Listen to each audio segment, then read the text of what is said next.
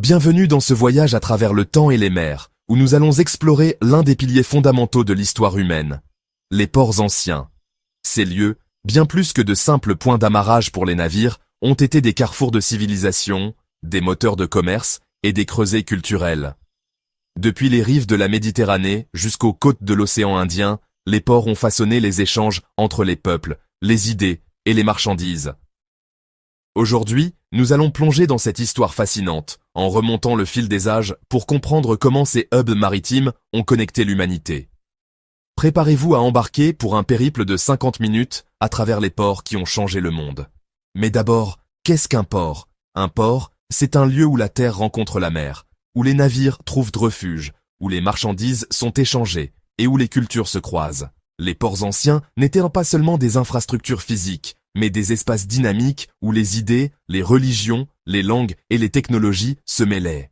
De l'Égypte antique à l'Empire romain, de la route de la soie maritime à l'ère des grandes découvertes, les ports ont été au cœur de l'histoire mondiale. Commençons notre voyage en remontant aux origines, dans les premières civilisations.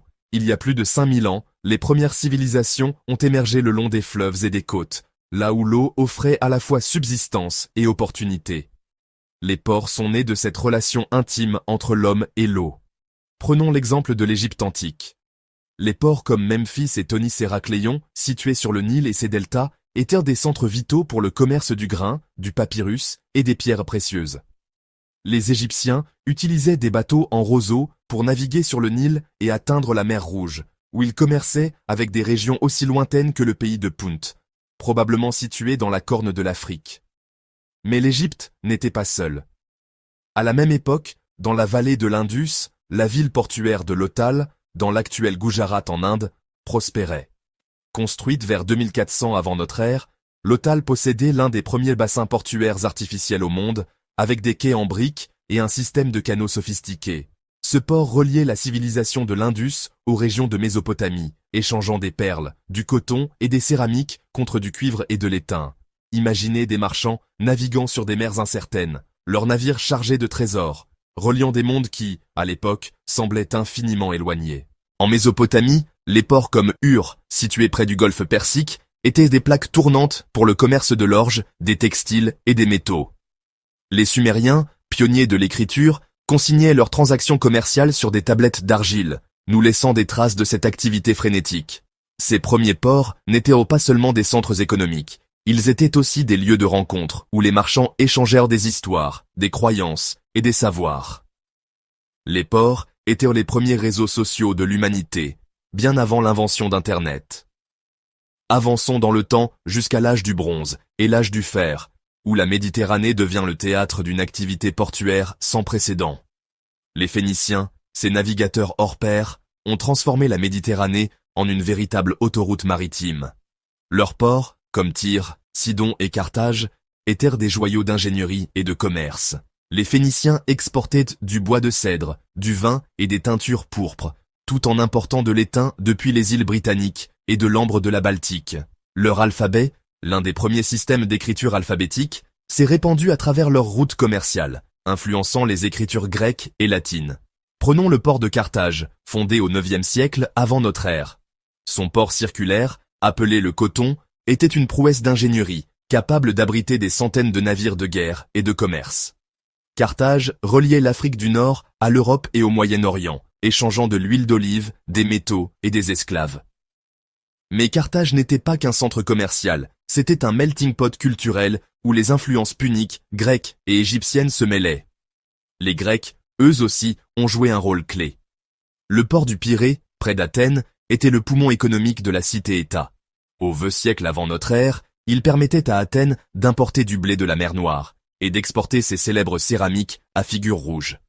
Les ports grecs étaient aussi des centres intellectuels.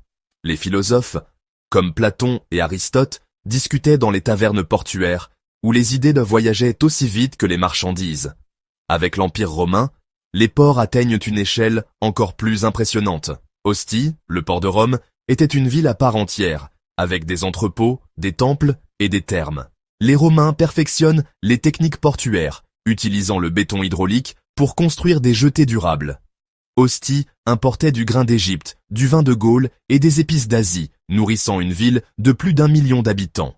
Les ports romains, comme Alexandrie en Égypte, étaient également des centres de savoir, abritant des bibliothèques et des écoles où les savants étudiaient les étoiles et les textes anciens. Pendant que la Méditerranée prospérait, l'Asie développait ses propres réseaux maritimes, notamment à travers la route de la soie maritime.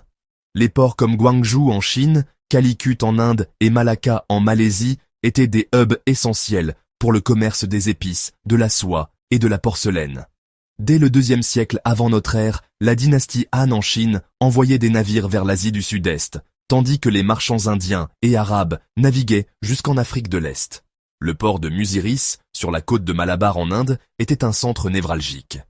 Les textes romains, comme le périple de la mer Érythrée, décrivent Muziris comme un port débordant d'activité, où les marchands échangèrent du poivre, des perles et des pierres précieuses contre de l'or romain. Les fouilles archéologiques ont révélé des amphores romaines et des pièces d'or, témoignant de l'intensité de ces échanges. En Asie du Sud-Est, le port de Malacca, fondé au début du Moyen-Âge, devient un carrefour stratégique. Situé sur le détroit du même nom, il contrôlait le passage entre l'océan Indien et la mer de Chine méridionale. Chinois, Indiens, Arabes et Persans s'y rencontraient, échangeant non seulement des marchandises, mais aussi des idées religieuses, comme le bouddhisme et l'islam, qui se propageaient le long de ces routes maritimes. Les ports asiatiques étaient également des centres d'innovation. Les Chinois développaient des jonques, des navires robustes capables de naviguer sur de longues distances, tandis que les Arabes perfectionnaient la boussole et les cartes marines.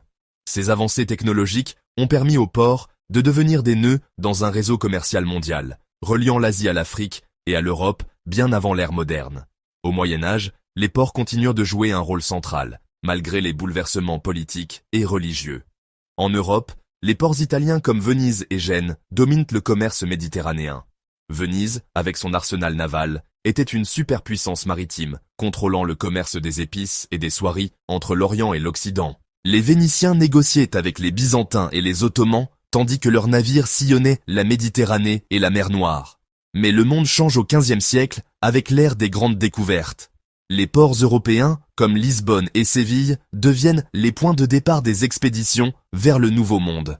Lisbonne, sous l'impulsion du prince Henri le Navigateur, devient le centre de l'exploration portugaise.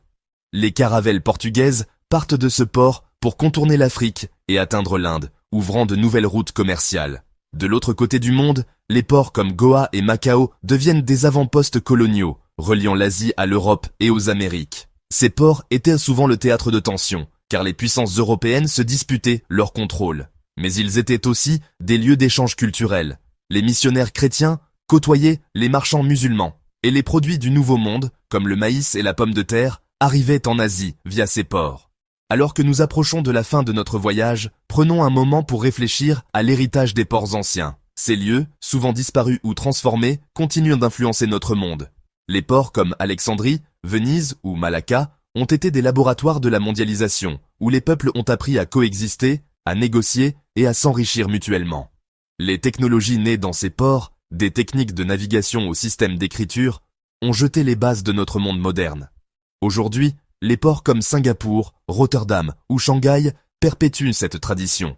Mais ils doivent relever de nouveaux défis, la montée des eaux, la pollution et la concurrence mondiale. Pourtant, l'esprit des ports anciens perdure. Ce sont des lieux où l'humanité se rencontre, où les idées s'échangent et où l'avenir se construit. Les ports anciens ne sont pas seulement des vestiges du passé. Ils nous rappellent que l'humanité a toujours été connectée, bien avant l'invention des avions ou d'Internet. À travers les tempêtes et les marées, les ports ont été des phares de civilisation, guidant les hommes vers de nouveaux horizons. Merci d'avoir embarqué dans ce voyage. La prochaine fois que vous verrez un port, pensez à toutes les histoires qu'il porte en lui. Des histoires d'hommes, de culture et de commerce qui ont façonné notre monde. Encore.